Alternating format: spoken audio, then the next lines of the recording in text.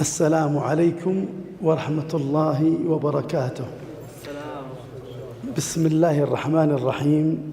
الحمد لله رب العالمين، وأصلي وأسلم على أشرف الأنبياء والمرسلين نبينا محمد وعلى آله وعلى أصحابه وعلى من سار على نهجهم إلى يوم الدين.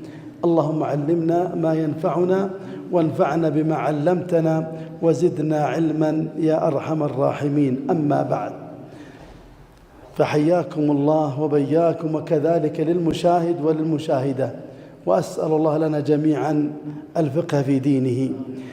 أيها الأحبة، هذا هو المجلس الخامس ونختم باب الرد إن شاء الله. الرد سهل جدا، تأخذ الخطوات التي ذكرتها لك. ذكرت لك أن الرد ينقسم إلى قسمين. الرد إذا لم يكن معهم أحد الزوجين، والقسم الثاني إذا كان معهم أحد الزوجين. طيب، ثم أخذنا إذا لم يكن معهم أحد الزوجين كم ينقسم إلى قسمين، إما صنف، هنا أصناف. تمام. الصنف الواحد قلنا الحكم يأخذ جميع المال، لكن ينقسم إلى قسمين، إما منفرد أو متعدد. الأصناف نقسمها قسمة عادية، ثم نستخرج أصل المسألة، ثم نجمع السهام يكون هو أصل الردية، ثم انتهينا منها. إذا كان معهم أحد الزوجية أيضا ينقسم إلى قسمين.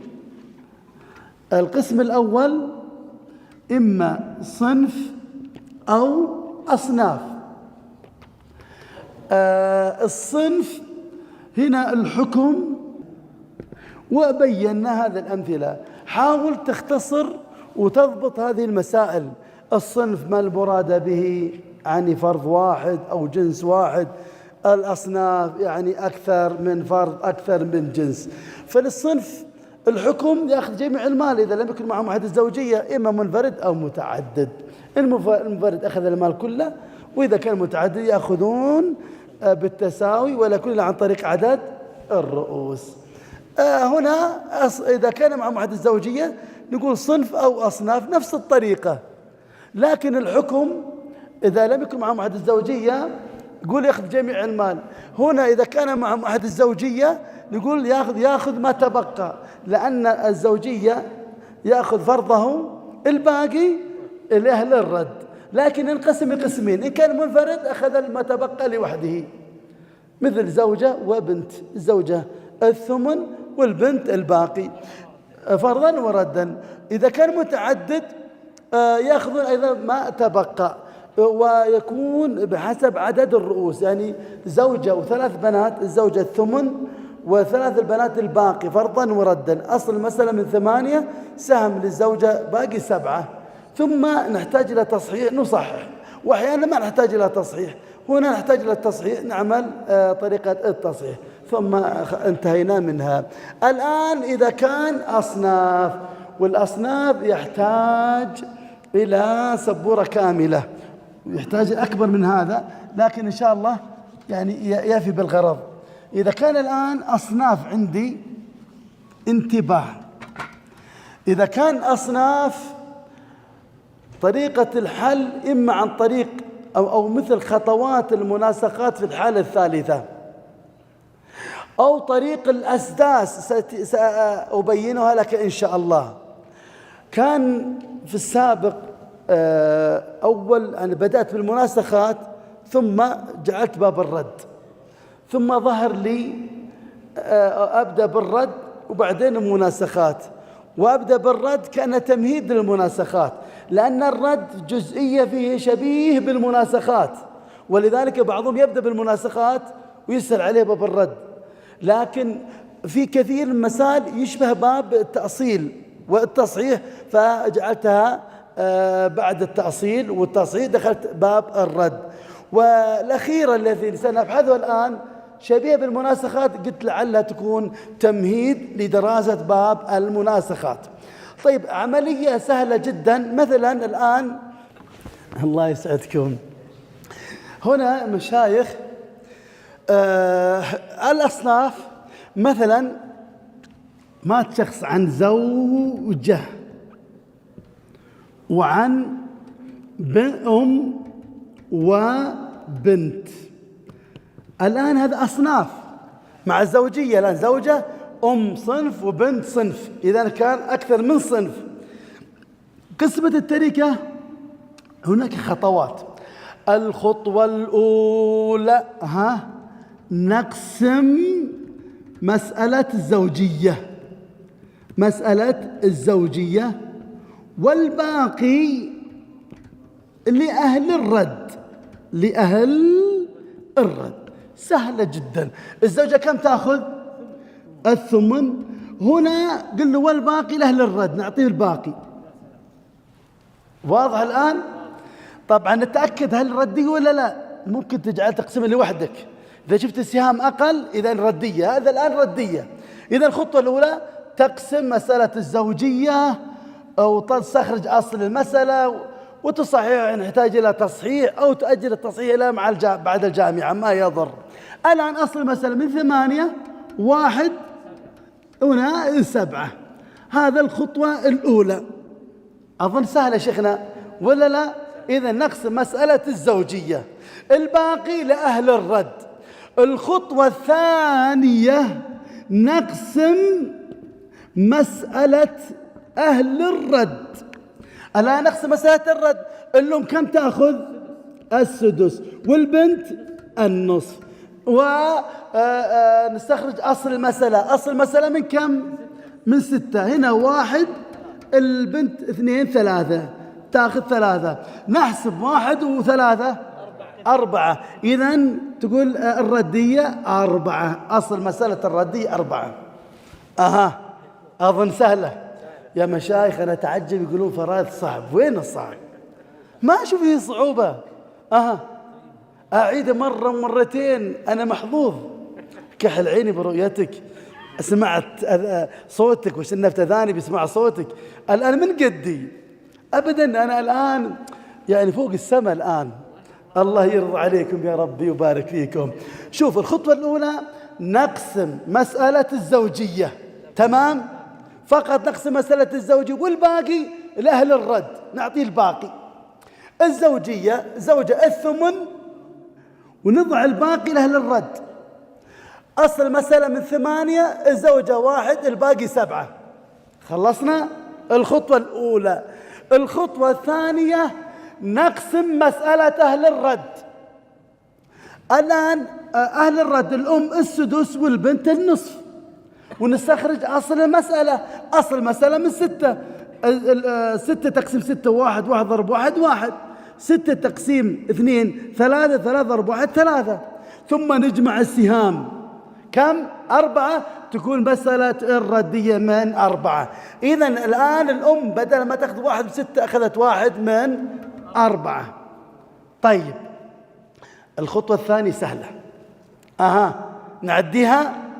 الخطوة الثالثة طويلة في الكلام لكن سهلة جدا.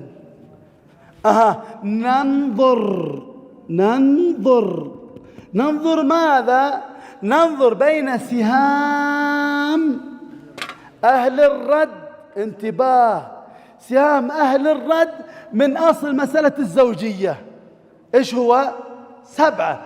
ننظر بين سهام أهل الرد من مسألة الزوجية وبين أصل أهل الرد 4. إما تنقسم أو لا تنقسم. إذا انقسمت صحت مسألة الرد مما صحت به مسألة الزوجية تكون الجامعة. سنشرحها بعدين، ما يهمنا الآن. يهمني الآن إذا لم ينقسم. الآن سهام أهل الرد من مسألة الزوجية وبين أصل مسألة الرد 7 و8 الآن إما ينقسم أو لا ينقسم. الآن السبعة والأربعة، السبعة تنقسم على أربعة ولا ما تنقسم؟ ما تنقسم. إذا لم ينقسم إما وإما، باب التصحيح، إما موافقة أو مباينة. إذا كان موافقة نثبت الجميع. إيش الجميع؟ يعني نثبت أصل مسألة أهل الرد، ونثبت سهام أهل الرد من مسألة الزوجية. وإذا كان موافقة نثبت وفق الجميع، وإذا كان مباينة نثبت كامل الجميع. ننظر، انتباه، ننظر مبدأ النظر السهام، ومنتهى النظر أصول مسائل أهل الرد. ما قلت لك في السابق باب التصحيح ننظر بداية الأمر السهام، إذا باب التصحيح ننظر السهام ثم ننطلق إلى الرؤوس. هنا أيضا ننظر إلى السهام ثم ننطلق إلى أصول مسائل أهل الرد. إذا مبدأ النظر السهام في جميع المسائل الفرائض. تمام؟ إذا كان ننظر بين السهام وبين الأربعة إيش بينهم؟ مباينة. إذا نثبت الجميع. إيش نثبت؟ نثبت أصل مسألة أهل الرد الأربعة، ونثبت سهام أهل الرد 7. بعض أهل العلم السبعة يضعها أعلى والأربعة يضعها هنا، وأنا أختار يكون تحت السبعة السهام، وأصل مال الرد فوقها يكون. طيب الآن هذا الأربعة إيش يسمى عند الفرضيين؟ يسمونه جزء السهم، وله وظيفتان. جزء السهم ينتقل إلى أصل مسألة الزوجية، هذا جزء السهم. جزء السهم ماذا نصنع به؟ يضرب في أصل مسألة الزوجية. 4 ضرب 8 32، تسمى هذه الجامعة.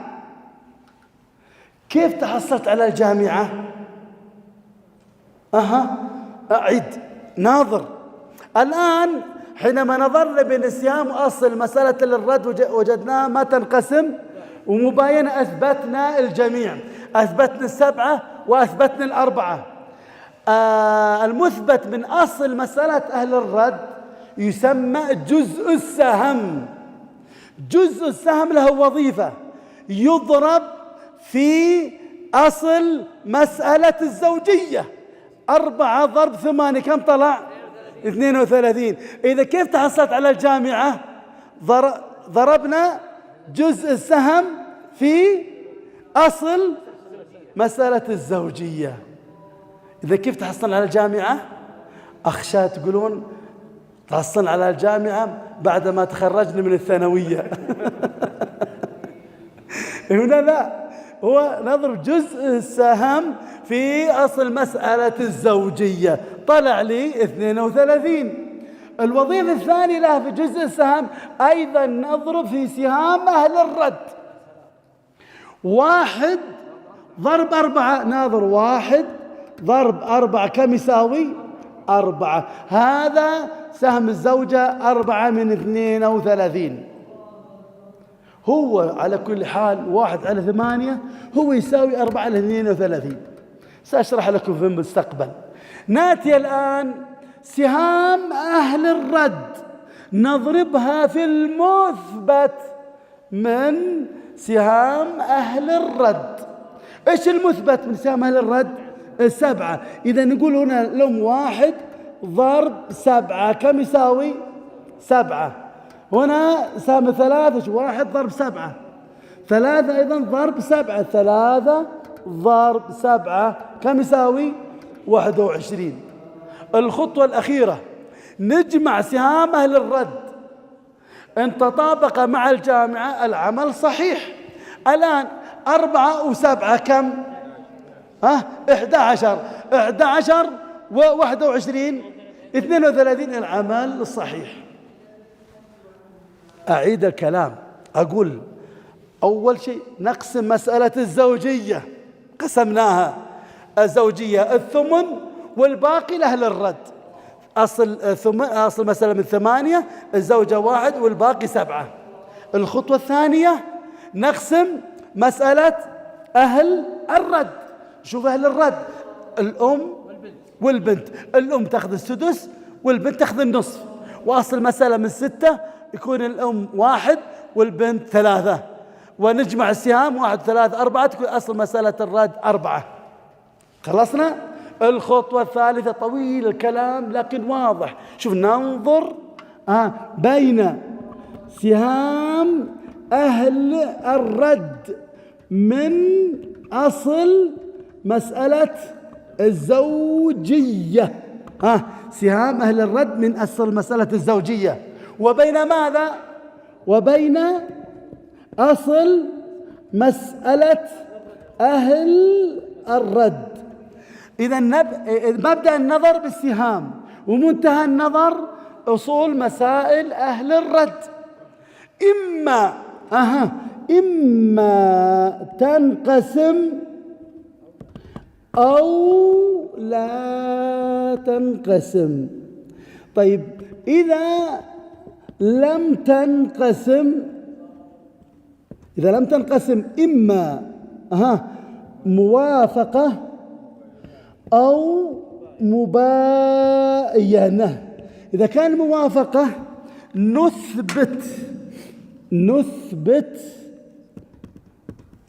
وفق الجميع، يعني الجميع أصل مسألة أهل الرد، وأيضا نثبت سهام أهل الرد من مسألة الزوجية. نثبت الجميع. الآن أثبتنا الجميع. أثبتنا أصل مسألة الرد 4، وأثبتنا سهام أهل الرد من مسألة الزوجية 7. أيوة، ننظر الآن إما مباينة أو موافقة فنثبت الجميع. أحسنت. الآن إذا كان مباينة، أيضا مباينة نثبت أيضا كامل الجميع. ما المراد كامل الجميع؟ يعني أصول مسألة أهل الرد وسهام أهل الرد من مسألة الزوجية. الآن بين 7 و4 ايش بينهم؟ مباين. إذا نثبت الجميع. أثبتنا 4 وأثبتنا 7. الخطوة الرابعة. الآن الخطوة الرابعة نمسك سهام أهل الرد ونضربها في المثبت من سهام أهل الرد. 1 ضرب 7 يطلع لي 7، وسهام 3 البنت ضرب 7 يطلع لي 21. هنا كان أخرت نقطة. الآن الجزء السهم ضربناها في أصل مسألة أهل الزوجية طلعت 32. أيضا الجزء السهم نضربه في سهام الزوجة والناتج نضعه في حقل الجامعة. الخطوة الأخيرة نجمع سهام الجامعة، فإن تطابق الجامعة فالعمل صحيح، إن زاد أو نقص العمل فيه خطأ أعد النظر مرة أخرى. هذا إذا كان أصناف. احفظوا الخطوات. سأضرب مثال ثاني. نقسم مسألة الزوجية والباقي لأهل الرد. الخطوة الثانية نقسم مسألة أهل الرد ونحسب السهام ونجعل أصل الردية. أظن هذا واضح. الخطوة الثالثة ننظر مبدأ النظر السهام، ننظر بين سهام أهل الرد من أصل مسألة الزوجية وبين أصول مسائل أهل الرد، إما تنقسم أو لا تنقسم. فإن انقسمت فنقول صحت مسألة الرد مما صحت مسألة الزوجية فتكون هي الجامعة. سأضرب مثال عليه في الأخير. إذا لم ينقسم إما موافقة أو مباينة. إذا موافقة نثبت وفق الجميع، وإذا مباينة نثبت كامل الجميع. ثم الآن المثبت أصل مسألة أهل الرد نقول هذه تسمى جزء السهم. لك وظيفتان: تضرب أصل مسألة الزوجية فما تحصل فيكون الجامعة، وأيضا تضرب أو تضرب في سهام الزوجية فما تحصل فيكون نصيب الزوجة في حقل الجامعة. ثم نرجع مرة ثانية سهام أهل الرد من مسألة أصل الرد نضربها في المثبت من سهام أهل الرد من مسألة الزوجية. إذن 1 ضرب 7 7، 3 ضرب 7 21. الآن أعدت أكثر من مرة. الآن نأخذ مثال آخر. يلا ممكن نأخذ اللي في الكتاب ما يضر. إيش اللي في الكتاب؟ اللي أبي التوافق. مثلا عندكم موافقة؟ الموافقة زوجة وأم 4 أخوات شقائق. لا الأم إيه، لأن ذاك صار طيب تمام. الخطوة الأولى نقسم مسألة الزوجية والباقي أهل الرد. الآن زوجة وأم و4 أخوات لأم، الزوجة كم؟ الربع، الباقي لأهل الرد. الخطوة الثانية شيخنا الخطوة الثانية ايش هي؟ أحسك مشغول مهموم. بس مركز ولا مش مركز؟ يعني مش مهموم. يا أخي إذا كنت مهموم يا أخي بيعني في السوق واشتري همك. فرحان الحين ولذلك ضحك. تجارنا ملايين. قل يا أخي أنا أشتريك كل شيء. الله يسعدك، جاء ضحكاتك دوم يا رب. آمين. القسم الثانية، الخطوة الثانية شيخنا شيخ إبراهيم قلنا عبد الكريم ولا إبراهيم قلت؟ الشيخ إبراهيم. الخطوة الثانية نقسم مسألة أهل الرد. عندك هنا مكتوب ناظر، بس ناظر شوي مش واجد شوي. نقسم مسألة أهل الرد. هذا أهل الرد الأم كم تأخذ؟ السدس لوجود جمع من الأخوة، و4 أخوات لأم الثلث. أصل مسألة من 6. هنا 1 للأم و2 بس أنا باقي شيء هنا نقطة ما كتبتها، ما أصلنا 4 للزوج 4 1 والباقي 3. أشوف الحمد لله لقينا فراغ.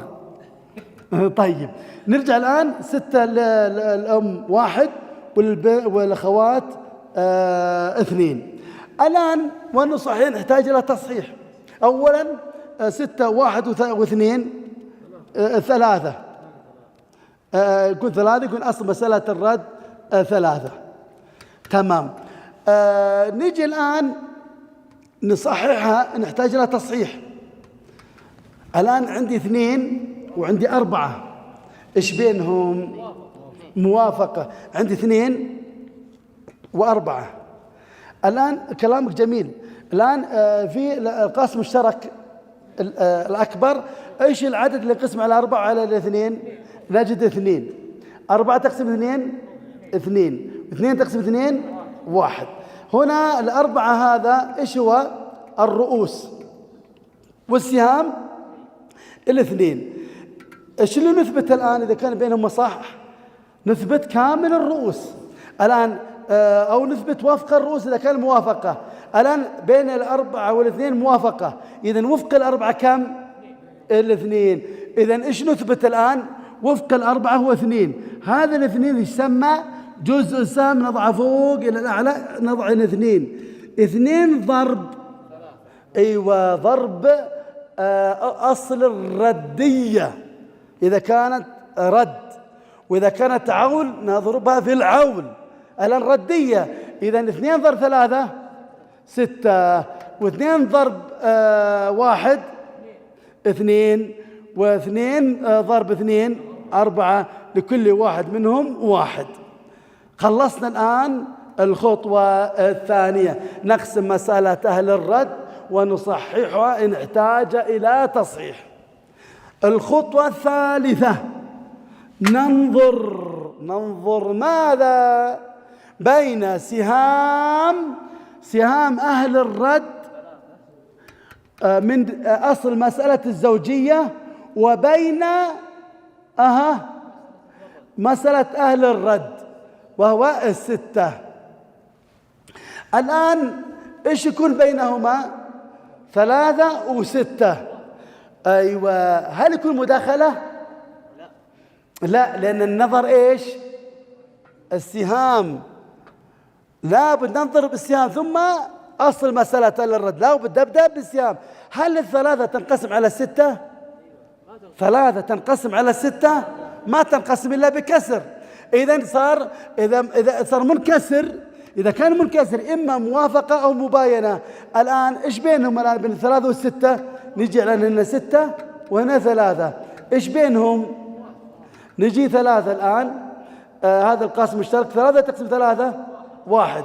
6 تقسم 3 2. إذن الآن وفق 3 هو 1، وفق 6 هو 2. قلت لك نثبت وفق الجميع. نثبت وفق الجميع. نثبت الجميع. إذن الآن نثبت وفق 6 كم؟ 3. لأن وفق 6 2. إذا نقول هنا 2. هذا الوفق شو يسمى؟ هذا الوفق هذا جزء السهم. تمام، جزء السهم. طيب هذا أثبتنا 2 ووفق 3 كم؟ نحط هنا 1. إذا أثبتنا الآن وفق الجميع. طيب الخطوة اللي بعدها نمسك الآن سلمكم الله الجزء السهم هذا له وظيفتان. الوظيفة الأولى يضرب في أصل مسألة الزوجية. 2 هذا وين ذا الأولي ذا؟ 2 هنا 2 ضرب ماذا؟ 4، لأن أصل مسألة الزوجية كم طلع لي؟ يصير هنا 8. شو يسمى هذا؟ الجامعة. ثم نضرب 2 في السهام. 2 ضرب 1 يساوي 2. خلصنا الآن مسألة الزوجة. نجي سهام أهل الرد. سهام أهل الرد 2 هذا نضربه في ماذا؟ في المثبت. 2 ضرب 1 يساوي 2. وعندي 4 ضرب 1 يساوي 4. لكل واحد منهم 1. لأن 1 ضرب 1 1. 1 ضرب 1 1. بدل ما أكتبها كذا الآن. أظن واضح. تمام. الخطوة الأخيرة نجمع. إن كان العمل صحيح، إن تطابق الجامع فالعمل صحيح. عندي الآن 4. أيوة، عندي الآن هذا 4 و2 6 و2 و8 والجامعة العملي صحيحة. تمام. خذنا الآن بالموافقة وخذنا الآن بالمباينة. باقي ناخذ إذا كانت منقسمة. سهلة جدا، بس احفظ الخطوات. طيب من يعطيني الخطوات؟ المثال اللي عليه منقسمة من الكتاب. نمسح هذا الآن. اللي عندك مكتوب مثال منقسمة، أنا جبت لك منقسمة. زوجة. أيوة، زوجة وجدة أخوان لأم. يا سلام، والله روعة. أتعجب من يقولون الفرائض صعب. أنا ما أشوف فيه صعوبة. تشوفون فيه صعوبة؟ بل فيه تحريك ذهن. يا أخي تنبسط. يعني ناس يعني مصاب عند قوم فوائده. يعني الأموات والإنسان يعني يمر عليه الموت. ما ذا تعدانا وأتى لغير سيأتي يوم يتعدى الغير ويأتينا. فإذا مات أهل الأقارب الموت في حزن، لكن يقسم بالتركة مبسوط. الله يتوب علينا. فعلى كل حال عملية سهلة، كلها تحريك ذهن، ترى كلها ما شاء الله اللهم بارك. طيب نرجع الآن نشوفوا الخطوة الأولى من أروع ما يمكن. نقسم مسألة الزوجية والباقي وين يروح؟ لأهل الرد. الزوجة الربع والباقي لأهل الرد. صح نقسمها. أصل مسألة 4 1 باقي 3. نأتي الآن مسألة نقسم الخطوة الثانية، نقسم مسألة أهل الرد. الجدة كم تأخذ؟ السدس. والأخوان لأم كم يأخذون؟ الثلث. أصل مسألة من كم؟ 6. هنا 1 والإخوة 2. الآن 1 و2 3. أصل مسألة الرد 3. انتباه، الاثنين منقسمة ولا غير منقسمة؟ منقسمة، كل واحد منهم 1. الخطوة الثالثة ننظر ماذا؟ ننظر سهام أهل الرد من أصل مسألة الزوجية 3. 3 وبين أصل مسألة أهل الرد 3. إما تنقسم أو لا تنقسم. إذا انقسمت الآن منقسمة ولا غير منقسمة؟ منقسمة. إذا انقسمت صحت مسألة أهل الرد مما صح مسألة الزوجية فتكون الجامعة. انظر الآن منقسمة، هذه منقسمة صحت مسألة الرد مما صحت به الجامعة مسألة الزوجية فتكون الجامعة. إذا الجامعة ايش يكون؟ كم رقمها الجامعة؟ ننقل هذا على طول هنا 4 وننقل السهام فقط. الزوجة كم أخذت؟ 1 نضيف هنا 1. نأتي الآن هنا، الآن عندي الآن 1 جدة، ننقل يصير هنا 1 والأخوان لأم يكون هنا يعني 1 و1 2 كل أخ لأم، أو نقول هنا 2 كل واحد منهم 1 فقط ننقل. صحت مسألة إذا ننظر بين السهام وأصل مسألة الرد كانت منقسمة صحت مسألة الرد مما صحت به مسألة الزوجية فتكون هي الجامعة. فقط أنقل السهام. يا مشايخ ليش أعمل هذا؟ اختصار، لأن خليك معي أكثر. شوف ناظر هنا بين 3 و3 الانقسام. 3 تقسم 3 كم؟ 1. نحط هنا 1 وهنا 1. طيب الآن 1 هذا يسمى جزء السهم. 1 ضرب 4 1 ضرب 4 كم طلع لي؟ 4. هذا نفس 4. أيضا الجزء السهم نضربه في سهم الزوجة. 1 ضرب 1 نفس النتيجة. أيضا نجي سهام أهل الرد من أصل مسألة الردية. 1 نضربها في 1 كم طلع لي؟ 1. هذا 1. 2 ضرب 1 2 كل واحد منهم 1. بدل ما أسوي ذا الحركة بالخط الأحمر يغنيني إذا كانت منقسمة. إذا انقسمت صحت مسألة أهل الرد مما صحت مسألة الزوجية وتكون هي الجامعة. أنقل أصل مسألة الزوجة يكون هي 4، أنقلها تكون هي الجامعة. يا مشايخ ثم أنقل للسهام. في صعوبة؟ شيخ بالله عليك في صعوبة؟ متأكد؟ إيش هو اللي مو صعب؟ وهقنا امشي معي الآن بعقلك يعني مش تجي معي.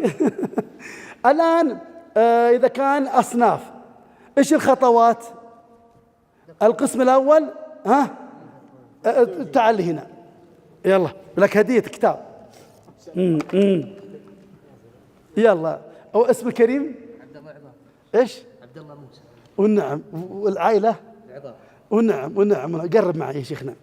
إذن الآن نقسم مسألة الزوجية وأنه صحيح نقسم مسألة الزوجية والباقي لأهل الرد. صح؟ ممتاز. هذه الخطوة الأولى تمام. الخطوة الثانية أنت قل لي صح ولا خطأ؟ تمام. نقسم مسألة أهل الرد ونصحح نحتاج لتصحيح. صح؟ يا سلام. خلاص لو كذا ناجح على طول. ثم ننظر ماذا بين سهام أهل الرد من أصل مسألة الزوجية وبين أصل الرد أهل الرد. إما تنقسم أو لا تنقسم. فإذا انقسمت صحت مسألة الرد مما صحت به مسألة الزوجية فتكون الجامعة. صح ولا خطأ؟ صح. رائع. ما شاء الله. طيب ثم يكون إذا كان صحت فننقل الأسهم فقط اختصارا. صح ولا خطأ؟ صح. ايوه صح، يا سلام. طيب تمام. إذا كان لا ينقسم، إما موافقة أو مباينة. صح، يا سلام.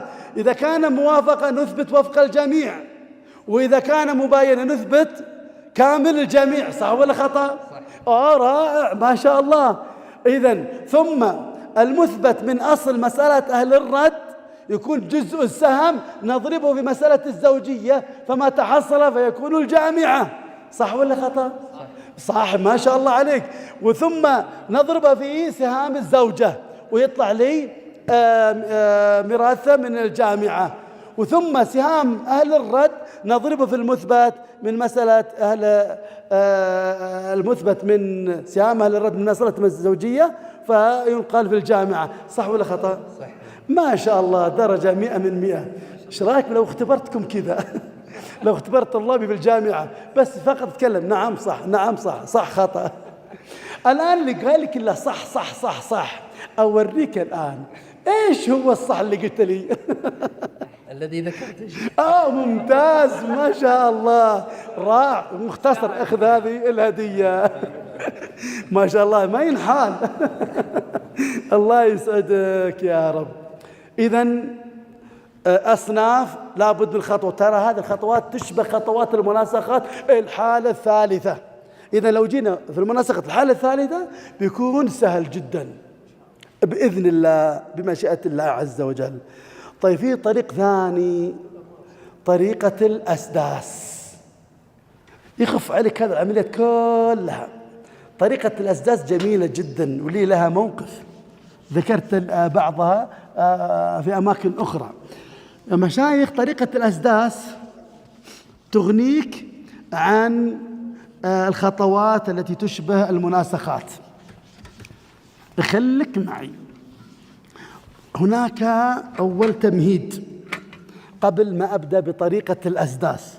شوف الآن حلها إذا كانت أصناف، إذا كان أصناف مع أحد الزوجين يكون عن طريق الأسداس. شوفوا أولا التمهيد. عندي الآن بسم الله الفروض اللي في أهل الرد إما النصف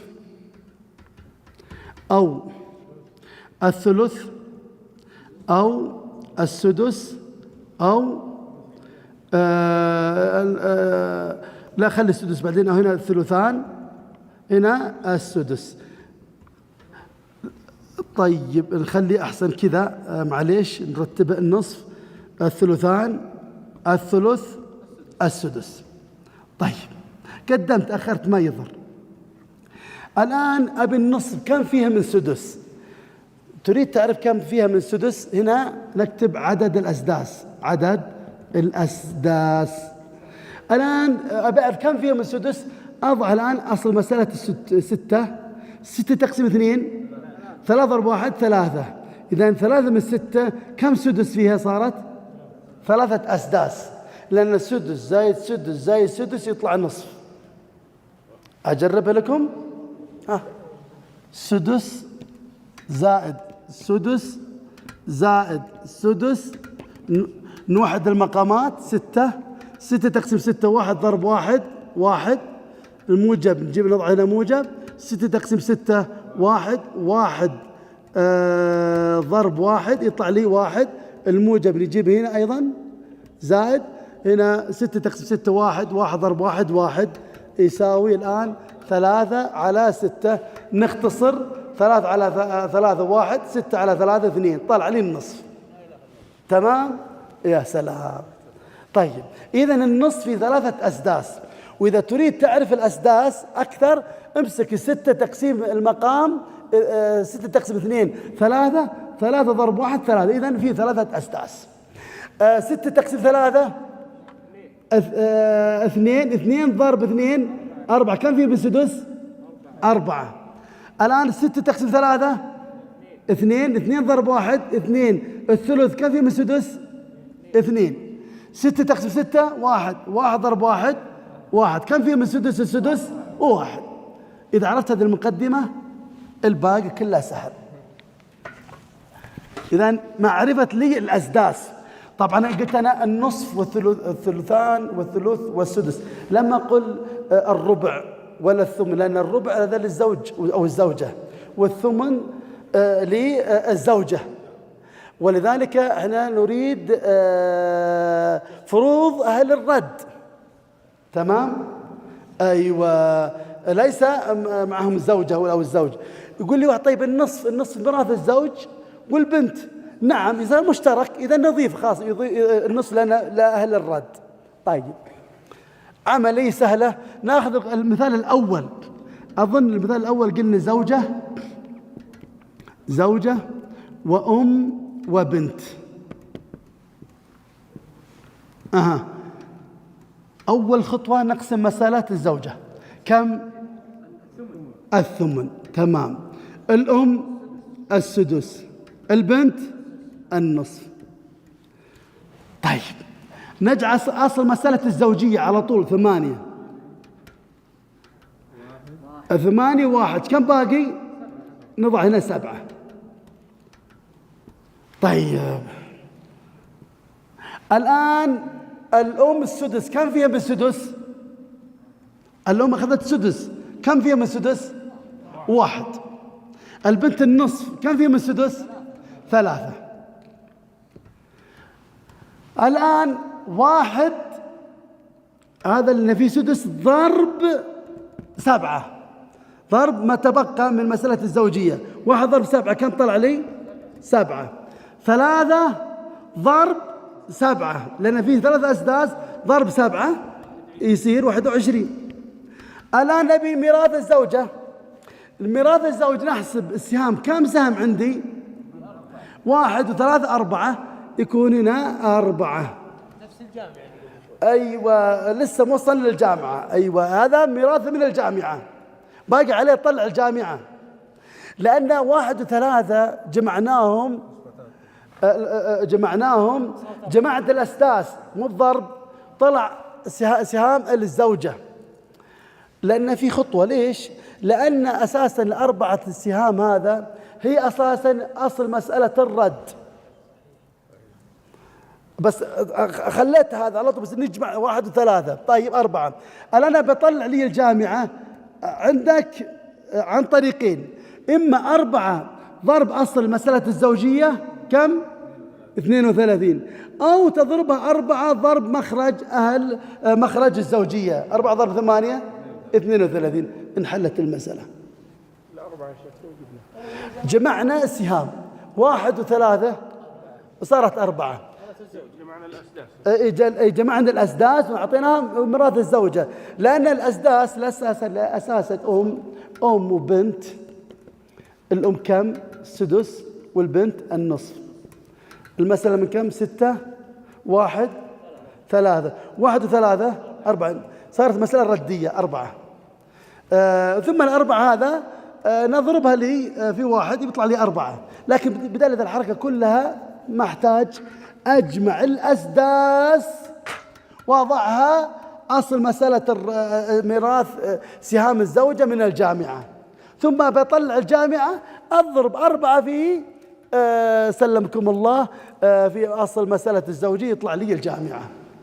الأولى خطواتنا الأولى ماذا نصنع؟ الأول قلت الخطوة الأولى عن طريق المناسخات نقسم مسألة الزوجية، وأن صحيح نحتاج إلى تصحيح والباقي لأهل الرد. الخطوة الثانية نقسم مسألة أهل الرد ونحسب السهام يجمع مسألة الردية. ثم الخطوة الثالثة ننظر بين سهام أهل الرد من مسألة أصل الزوجية وبين أصل مسألة أهل الرد، إما تنقسم أو لا تنقسم. فإذا لم ينقسم إما موافقة أو مباينة. إن كان موافقة نثبت وفق الجميع، وإن كان مباينة نثبت كامل الجميع. والنثبت الجميع هذا المثبت يسمى جزء السهم، نضربه في أصل مسألة الزوجية فتكون الجامعة. بدل هذا كله بالطريقة الثانية، طريقة الأسداس، لعلها هذه أسهل، ولعل أول مرة يطرق في مسامعكم. هذه جميلة. ناخذ مثال ثاني، مثال ثالث. وأودعتها في كتابي نفس الطريقة. لا، خذ هذيك الثانية أيضا لأجل المناسخات. عرفت أول ما عرفت هذه الطريقة طبقت على أكثر من مثال وضبطت معي، وعرضت على أحد المشايخ أيضا ما وجدت فيه خلل، فالحمد لله فكانت هي طريقة. وسببها يا مشايخ، هذا سببها استفدت من طالبة من العراق أعطتني جزئية، كانوا يحضرون دروسي ويستفيدون، قال في طريقة، فأعطاني طريقة معينة ليس هذا الطريقة اللي ذكرتها لكم. ثم جلست وأناظر في الطريقة وأرتبها زيادة وجعلت لها تمهيد ومقدمات، ثم هم ما شاء الله حضروا درسي وهم استفادوا مني. الله يتوب عليهم، الأساس منهم ثم رجعوا، الله يبارك فيهم. فعاد أنا أحببت ذكرت هذا، أريد أن أرد الفضل لأهله، فلأن كل واحد رد الفضل لأهله يزداد العلم. بعض الناس يستفيد من شيخه أو من العالم ثم يتنكره ثم ينسب العلم له ويسيء الأدب مع شيخه، هذا أخشى عليه من حرمان العلم.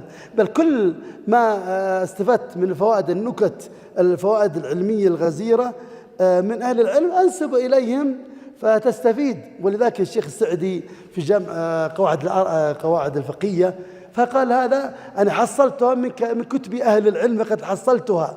فقال هذا العلم اللي أنا أبث بين أيديكم من كلام أهل العلم، رجع إلى أهل العلم. وذاك إنسان من أدب طالب العلم يعني يتأدب مع شيخه. مع الأسف بعض الناس يستفيد من الشيخ ثم يعني يشب ويقوى ينقلب على شيخه بإساءة الأدب. وليس يعني لو أخطأ الشيخ أو كان من أهل البدع فيبين لو كان الشيخ، لكن إذا كان صاحب سنة واستفدت منه فكيف تنقلب عليه؟ هذا والله من الحرمان. فيحرص الإنسان يترحم على من تعلم عليه ويدعو له لعل الله أن يزداد من العلم. إذن هذه طريقة جميلة فدونتها وزينتها، وأيضا لم أنشرها إلا بعدما عرضت على أكثر من مسألة، وأيضا شرحت لبعض المشايخ فما وجد فيها خطأ. وبعد ذلك أصبحت قاعدة، وطالب العلم لا يقعد قاعدة إلا بعد يمرر عدة مرات، لأن بعض الناس أحيانا يجي توافق فيقول هذه قاعدة. مثلا اللي مر علينا القاسم المشترك قال 2 زائد 2 4 و2 ضرب 2 4 فجعلها 2 زائد 2. لا، مرر على عدة أمثلة يطلع ليس القاسم الأصغر حتى تصل الأكبر تجمع، إنما تضرب. وهكذا عدة أمثلة. بعض الطلبة يعطيني قاعدة فتخرم القاعدة بمثال آخر فانخرمت قاعدته. ولذلك أقول أي قاعدة قبل ما تجعل قاعدة إلا بعد تمرر على عدة مسائل كثيرة، إذا رأيت منها ما تنخرم فتكون ممكن تكون قاعدة. نأخذ مثال آخر غير هذا. يلا الآن طريقة الزت ونقف عندها. طيب أعطي مثال من عندكم هنا اللي عندي الأسداس. في حاجات أخرى تقديم، يعني أحيانا في اختصار الجامعة، أحيانا يعني يكون نختصر المسائل وفي على ما هي عليه. أعطني مثال، ولا أنا أحط من عندي مثلا زوجة وجدة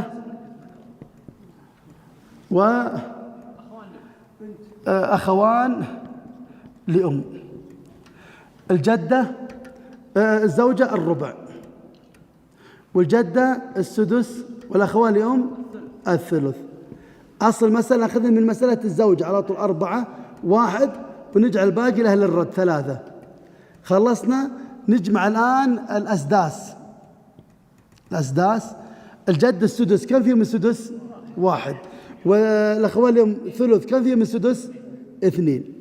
نجمع الآن 1 و2 3 يكون أيضا يكون هذا الزوجة لها 3. جمعناهم. نجي الآن 3 عفوا 1 ضرب 3 واثنين ضرب 3 6. الآن نجمع لي، أبي أطلع لي جامعة. 3 ضرب 4 كم طلع لي؟ 12. أو 3 ضرب المخرج 4 يطلع لي 12. جميلة جدا. أيوة، فلذلك طالب العلم يتوسع. لا حد يقول من اليوم رايح الفرايض صعب.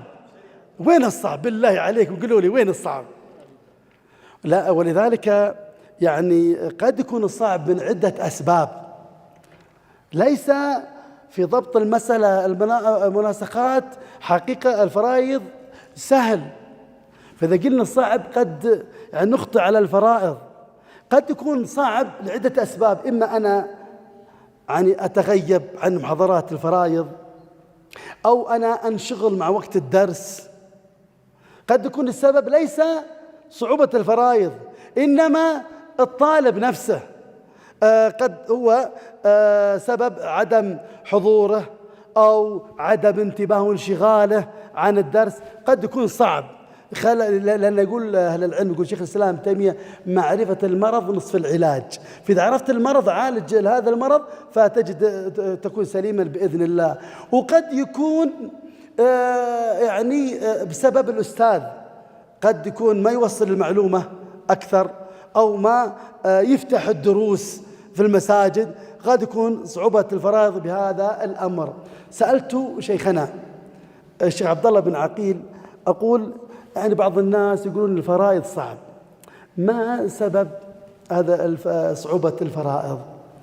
فقال: قد يكون من الطالب، وقد يكون من المعلم، بحيث أنه ما يفتح الدروس في المساجد فيقل العلم، فيصير العلم هذا غريب.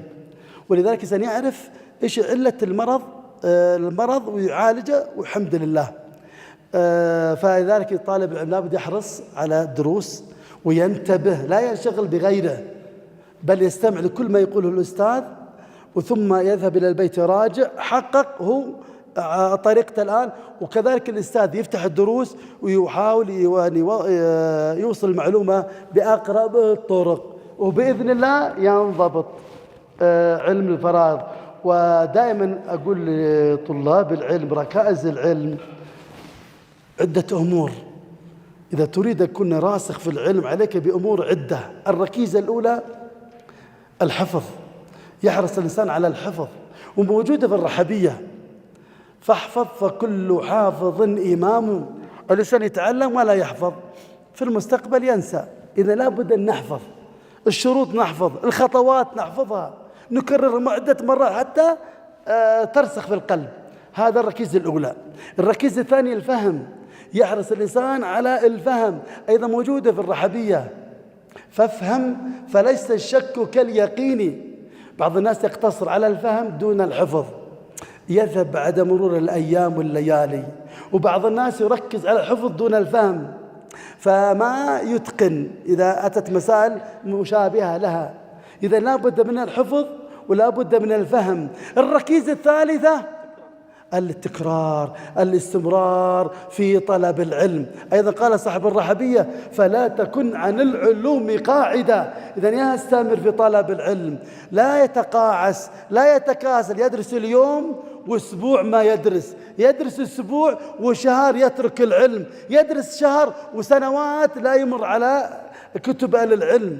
إذا لابد الاستمرار في طلب العلم، ومن الاستمرار تدريسك للناس يكون رسوخ لك في العلم. وأيضا هذه الركائز الثلاثة لابد أيضا أن تحضر الدرس قبل حضورك للدرس، وهذه مهمة جدا لطالب العلم أن يراجع اللي سنأخذه. مثلا باب الرد، المفترض نقرأ عن الرد، إيش الكلام عن باب الرد، ثم متابعة الأستاذ أو الشيخ أو العالم، كل ما يقول لا ينشغل بأمر آخر، فينتبه لكل ما يقوله الشيخ، لأن حينما قرأ فيعلق على في ذهن بعض الأشياء واستشكلت بعض الأشياء، الشيخ أزال الاستشكالات وأضاف من العلم. بعد ذلك يراجع بعد الدرس، فيجلس في بيته ويراجع. إذا استمر على هذه الأمور يجد بإذن الله رسوخ في طلب العلم. وقبل هذا تقوى الله جل وعلا، الانكسار بين يدي الله عز وجل. فإذا اشكلت عليه مسألة فلا يتركها، بل يقبل على الله ويتضرع بين يدي الله ويدعو الله عز وجل ويكثر من الاستغفار حتى يفتح الله عز وجل عليه. شيخ الإسلام ابن تيمية أغمض مسألة استشكلت عليه كان يكثر من الاستغفار حتى يفتح الله عز وجل. إذن لا بد من التضرع بين يدي الله عز وجل، وأن يتقي الإنسان الله جل وعلا حتى يفتح الله عز وجل. لكن من باب الفائدة ليس حينما يقول جل وعلا واتقوا الله ويعلمكم الله، ليس ويعلمكم الله جواب الشرط لهذا، لا، لو كان قال اتقوا الله ويعلمكم الله، لما قال ويعلمكم الله هذا يبين أن الإنسان يتقي الله ويطلب من الله أن يعلمه جل وعلا، لأن العلم كله من بيد الله جل وعلا. أسأل الله أن يوفقني ويوفقكم لكل خير. بهذا أكتفي، وبهذا ينتهي باب الرد. إذا باقي شيء من الوقت تريدون مقدمة في قسم التركات ما في إشكال، تريدون حل الأسئلة ما في إشكال، ترتاحون ما في إشكال، الأمر بين أيديكم. كم باقي على صلاة العشاء؟ 8 دقائق. إيه ما شاء الله. إيه خلاص أجل، يمكن الله يسعدك. نفس المشاعر اللي يكون في خلدك هو نفس المشاعر اللي في خلدي، فيعني تحس بالأنس والجلوس معك. أنا أرغب الجلوس معك واستأنس كما المشاعر متبادلة. الجواب على اللغز، أجل نجاوب اللغز. الشيخ اللي جاوب لنا يكون يعني ملح اللطائف النحوية. أكلت السمكة، لا عفوا، لا تأكل السمك وتشرب اللبن. نبين معناها شيء واحد جابها، لا تأكل السمك وتشرب اللبن. الجملة الثانية لا تأكل السمك وتشرب اللبن. الجملة الثالثة لا تأكل السمك وتشرب اللبن. كل لها معنى. النحو فيه رقة، النحو سبحان الله عجيب. كل ما تعلم الإنسان يجد عظمة الله عز وجل في القرآن الكريم، ما يقوله بشر، هذا من كلام الله عز وجل. وذلك أحث طلاب العلم دراسة علم النحو. والله المستعان، هنا الله يتوب علينا مقصرين في النحو، لكن مهم طالب علم يدرس النحو ويتعلم، لا يقول صعب، يبدأ فيفتح الله عز وجل عليه. بالنقاط الركائز العلم اللي ذكرت لك بإذن الله تتقن. لا تكون مثل صاحب ذاك الشخص لا يحب اللغة العربية. واحد كان يخطب خطبته قوية ورنانة، يرفع الصوت يقول ظهر الفساد، يقشع قلبك من صوته، ظهر الفساد في البر. وإيش المشكلة؟ تحت المنبر نحوي.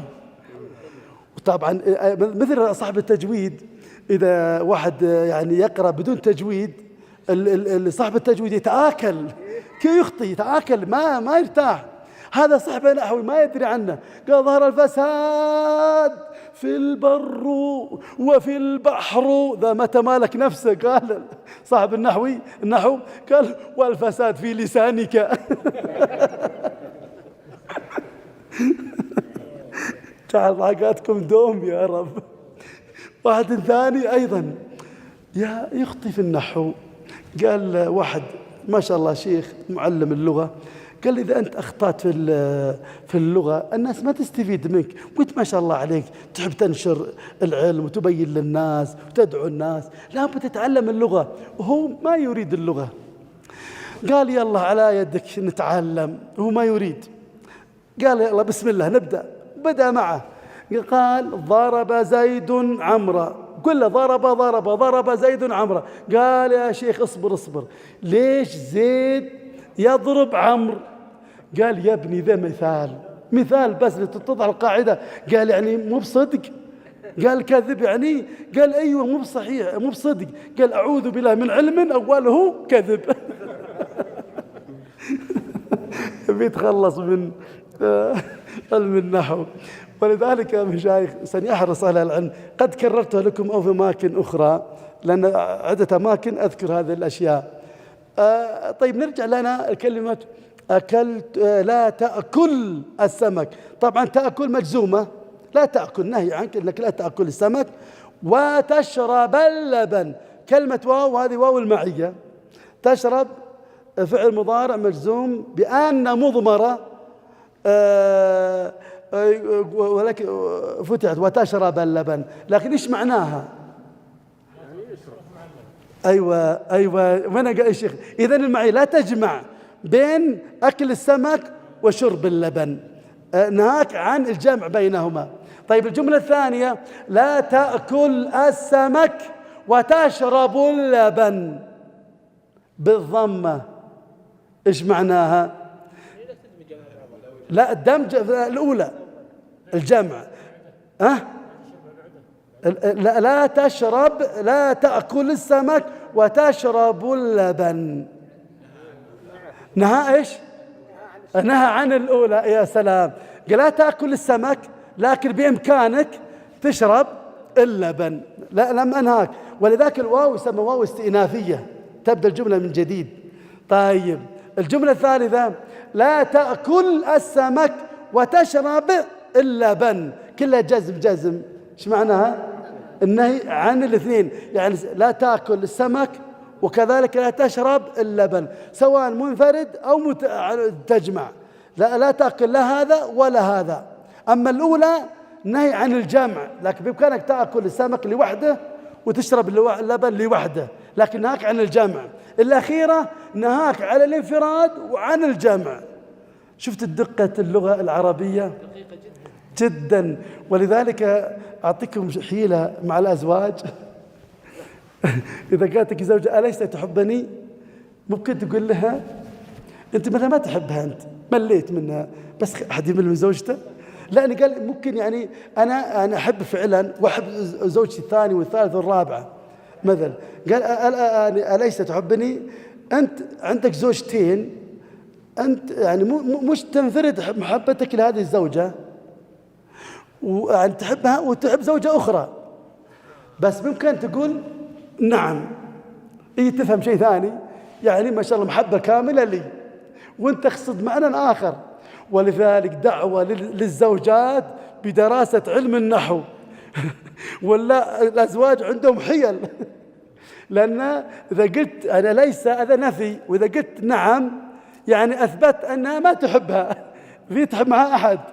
لكن أليس تحبني إذا قلت بلى نفي صار إثبات. فلا بد ننتبه لهذا الأمر.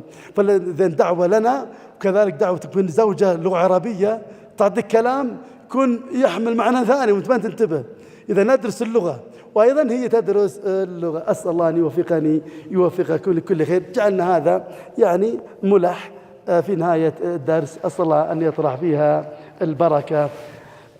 نلقاكم إن شاء الله المرحلة القادمة بإذن الله، لكن ودي يعني تنسقون وقت يناسب لكم، خصوصا طلاب جامعة أبها، لأن عندهم اختبارات صعبة عليهم، لأن دراسة الجامعة أولى. فلذلك إن شاء الله الموعد الثاني بأجيكم بإذن الله بمشيئة الله، لكن ودي شو الوقت المناسب.